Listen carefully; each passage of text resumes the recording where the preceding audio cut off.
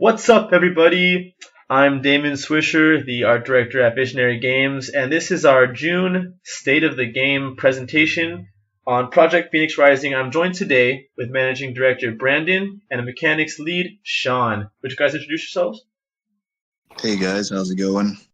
Hey everybody, how you doing? Alrighty, so we're going to jump right in. We've got a lot of stuff to show you guys today.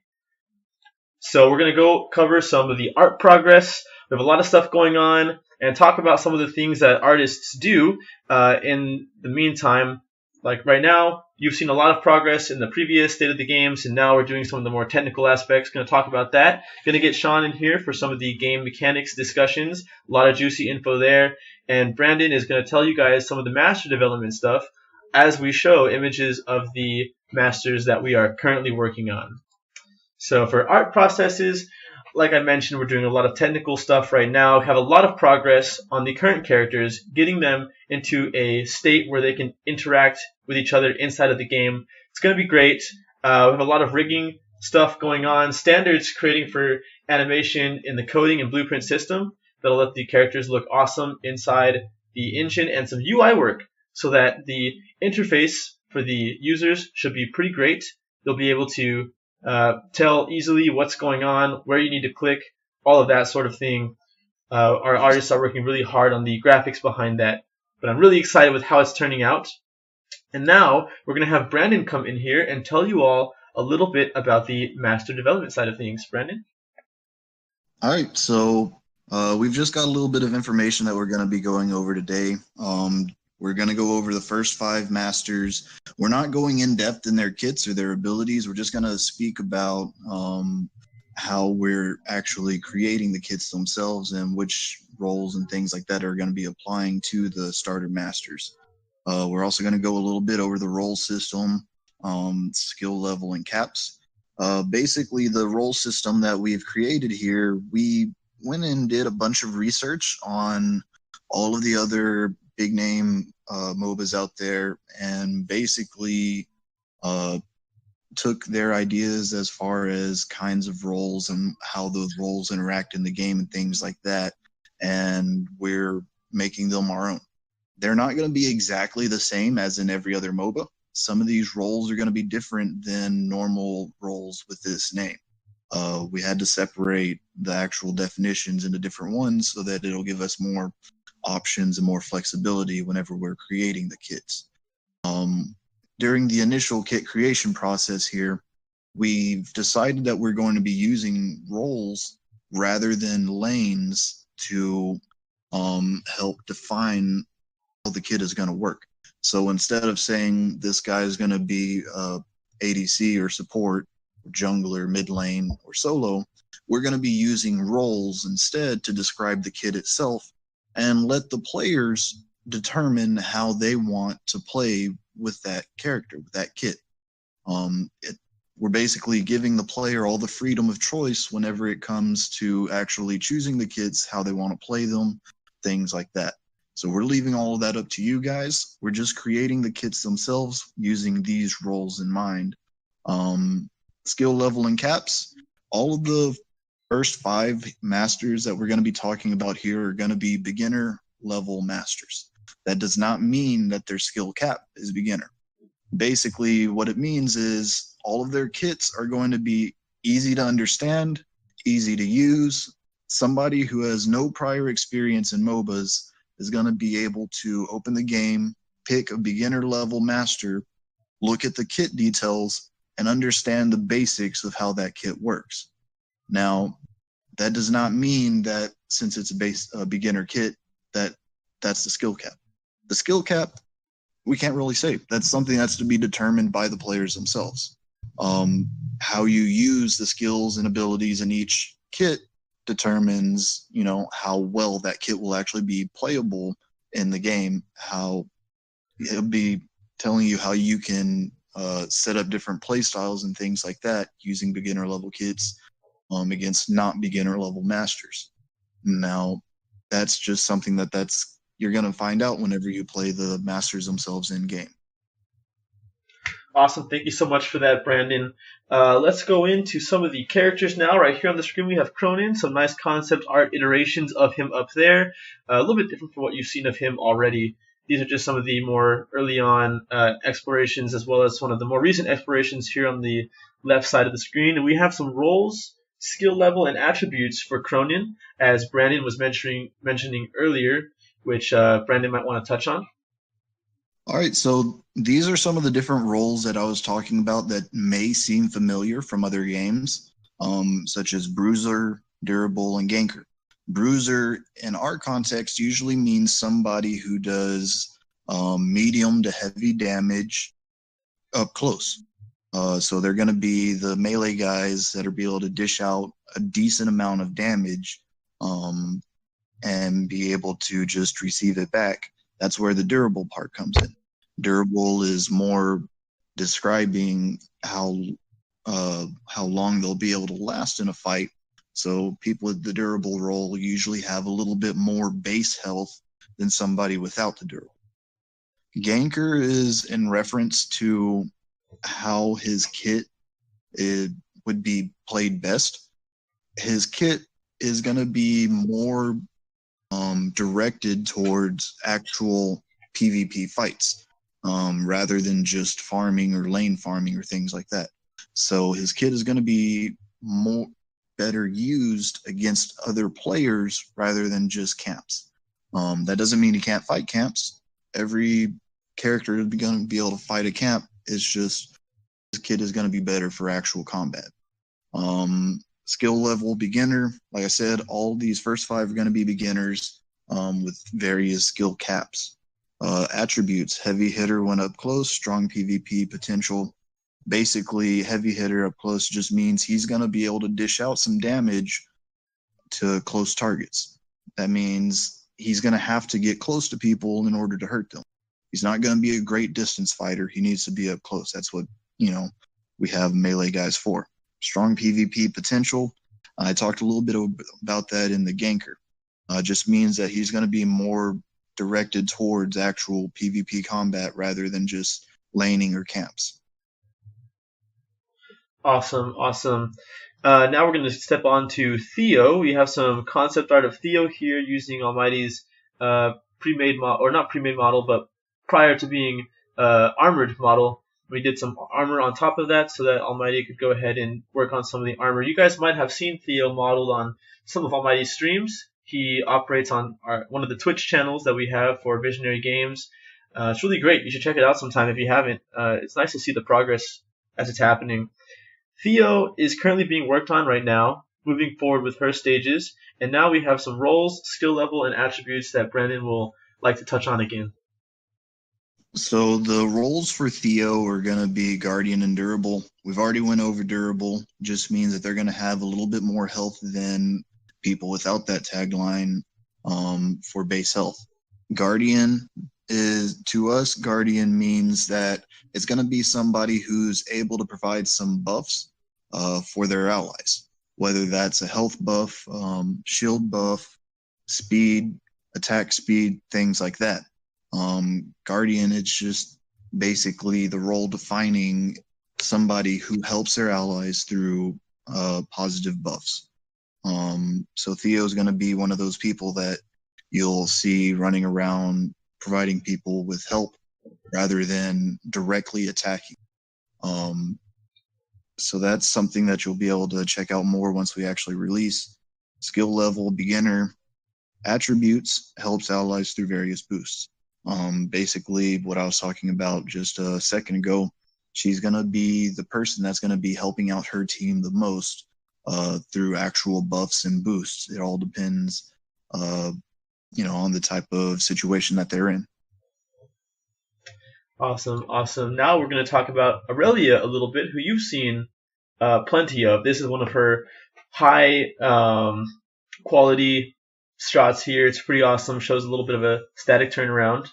Brandon, would you like to talk a little bit about Aurelia and where she fits into the game? So Aurelia's roles are sustain and anti-mage. Basically, sustain for us means somebody who is able to survive on their own in lane. somebody who's able to get either health back or mana back or both. Just something that's in their kit that's going to enable them to survive or stick around in their lane longer than not. Anti-mage just means that she's going to be a big problem for other mana-heavy ability users. Not going to get too specific about it because we don't want to reveal too much about her kit, but she's going to be a real pain for any other casters that she's going against. Skill level beginner, attributes, good team fight survivability, can get in and out of place. Basically, that ties in with the sustain and anti-mage roles. Good team fight survivability means she has the ability to get in a team fight and survive. It's part of her kit that we put in there. Just want her to be able to survive longer, since she's usually going to be played on her own. Can get in and out of places. She has some abilities that allows her to travel, whether it's to a fight or away from a fight. It's just she has some abilities that are going to be exceptional for that. Awesome. So glad to hear about it. Now we're going to look at our boy Worden. This is some early concept art of Worden. We have some of his turnarounds here from the early drawings, as well as his weapons and some of his details for his hands. Brendan, would you like to tell them a little bit about his roles, skill level, and attributes? Yes, sir. Roles? He has tank, controller, and initiator. Basically, tank, self-explanatory. He's going to have a lot of health, a lot of base health starting off. It's going to be more than normal. Controller basically means that his abilities that he's going to use are going to help him control the battlefield around him, so whether that's through AoE abilities or self buffs or things like that. The initiator role basically means that he's going to be able to start or initiate a fight with somebody pretty easily, whether that's through an engage, whether that's through an ability that he uses, anything like that. He's going to be able to start a fight pretty easily. Skill level beginner, attributes, very healthy lifespan in the right hands, offensive and defensive split. So the attribute, very healthy lifespan, like I was saying earlier, he's going to have a lot of health. Now, if you play his character right and you know how to work his kit properly, it's going to be pretty easy for him to stay in lane longer than normal without having to go back to base too often, because he has a good set of defensive abilities that help him retain his health. Offensive and defensive split basically just means that his abilities, we've created them to where they're not just full offensive, they're not just full defensive. It's a nice middle ground where he's able to get into a fight and he's able to dish out some damage, but he's also able to take some damage too. He's going to be able to stand his own ground. Awesome. Thank you for that, Brandon. Here are some images of Worden that we've got here from our awesome artist, Rob. He's been doing the low poly on Worden, and here is a representation of it for you. This is the stage prior to the UV mapping and texturing for the characters, so we should be getting some awesome looks at this character soon. Take a look at that boot. I mean, that is just so awesome, all the detail put into it. We really wanted to convey that Worden was a robot, and a tanky robot at that. Should be cool to see how this turns out. Next, we're going to go through our boy Inferno. Here's some early concepts of Inferno, as well as his hands, some details there, and a material pass showing where Inferno's main materials are going to go. If you look at that top right corner, you can see where the inspiration from Inferno came from in the current design, and we're still doing some iterations on his head and face. And Brandon will tell you a little bit more about the mechanical details of Inferno. Okay, so his roles are Burst and Marksman. Burst meaning that he's going to be able to lay down a bunch of damage really fast. He's going to come in, burst all of his abilities, and get out. He's there to just provide fire whenever possible. Marksman being an identifier showing that he's going to be a ranged DPS. So most of his abilities are going to be more range oriented. Skill level beginner, attributes damage dealer, fire, and quick boy. Damage dealer mean going along with burst, meaning he's going to be able to get in, do a bunch of damage. Fire attribute, basically talking about how some of his abilities are going to be fire-based abilities.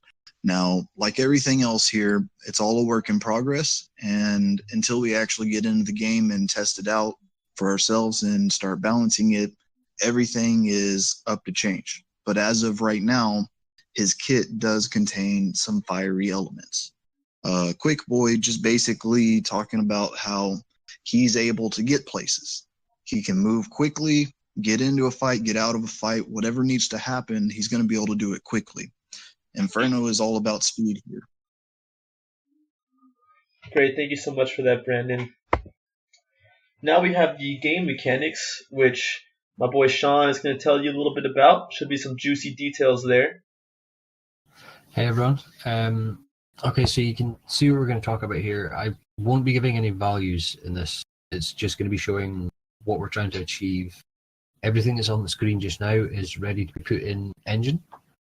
So we have a couple of other things as well, but we didn't want to go into them just yet. So for the minions, we have standard. You can see our minions there. We have a standard melee and range setup with siege minion joining them on set waves. The waves increase throughout the match to help push and end the game a bit quicker and stop games lasting too long, and to increase the economy slightly throughout the match. The towers we're on to next.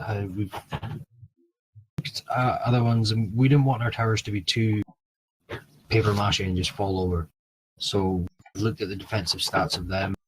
I think we've got them in a good place, and our mechanics, we think they're going to fire projectiles, for instance. So if you get the aggro and you teleport to the other side of the map, the projectile will follow you and you'll still get hit. So there's no way to abuse their firing mechanics or anything like that. And we have another mechanic.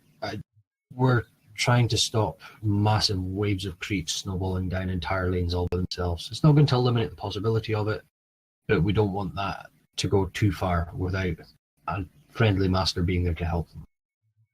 So towers, minions, fairly standard overall. Remnants they're our jungle creeps, essentially. We have 5 different types at the moment. They've all got different levels of offensive, defensive stats, and we've done it in this way so that we can set the jungle up so it's less formulaic. We want it to be a smoother, more open system. So our camps aren't going to have the same spawns. You might have one camp that has maybe 3 of the level 1s, another camp that has 2 of the level 4s.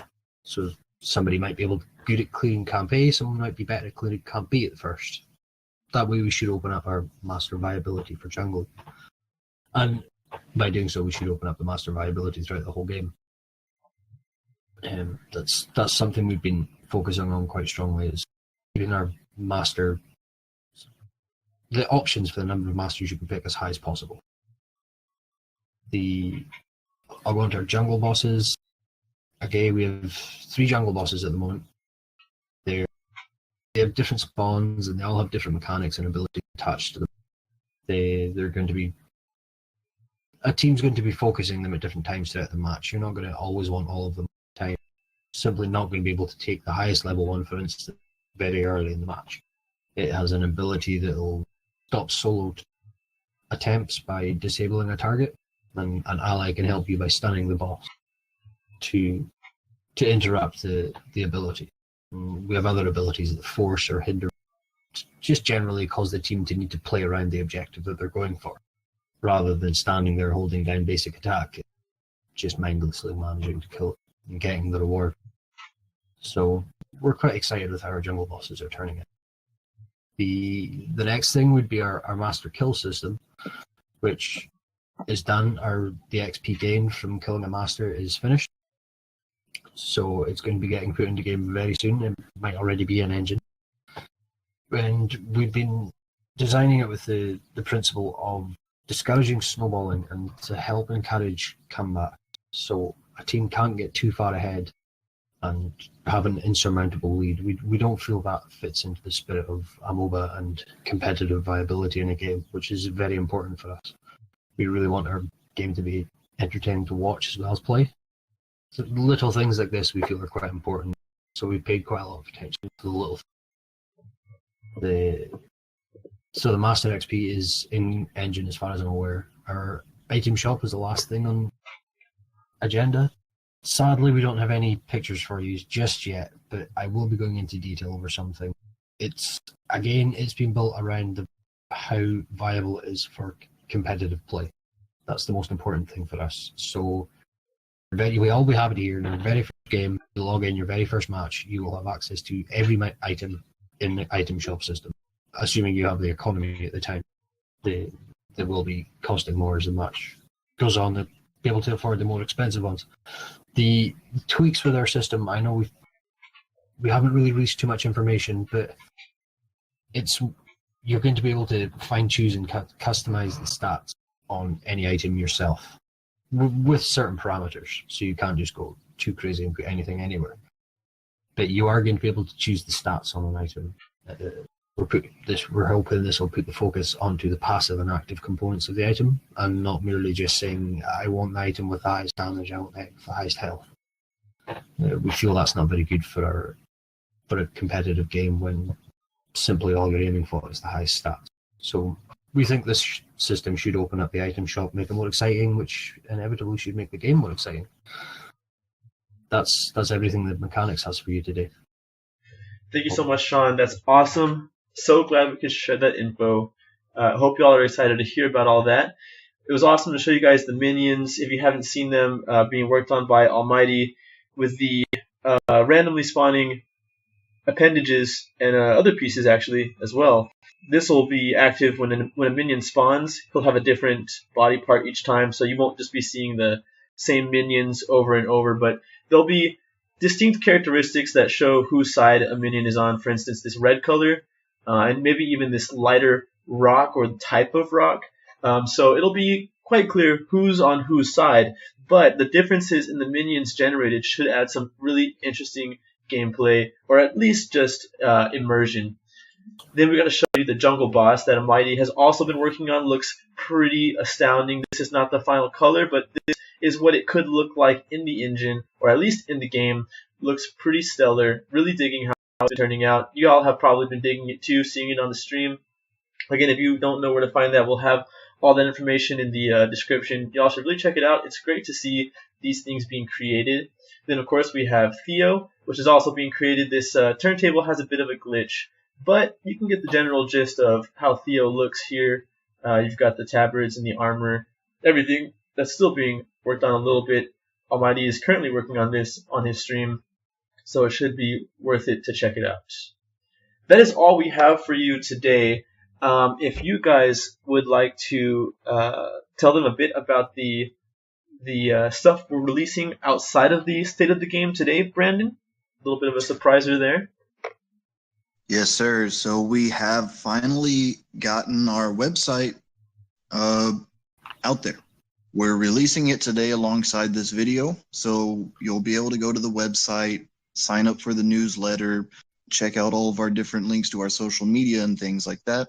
The newsletter is just going to contain various info, like previous things that we've been working on, things that we're going to be doing in the future, stuff like that. Just a normal newsletter that contains info about us and what we're doing. On that website, you'll also be able to see all of our different social media links, so you'll be able to quickly get over to our Discord page, our Reddit, our Facebook, Twitter, all that good stuff. It's all going to be in one place. So all you got to do is head to our website, open it up, and you'll be able to see everything that you need there. Great, awesome. Thank you so much, man. Well, this is Damon Swisher, the art director, Brandon, the managing director, and Sean, the mechanics lead, coming at you all today for the state of the game. Thank you for joining so much. You guys want to say goodbye? Yeah, thanks for watching, everyone. Thanks for taking your time, and thanks for the support. Yeah, just like they said, thank you all for being around, sticking around, and supporting us as much as you have. we're nothing without our community, so it's great to have such a strong community here with us. I hope you guys stick around and invite more. Thank you so much. Same to you all. Well, we'll see you guys next time.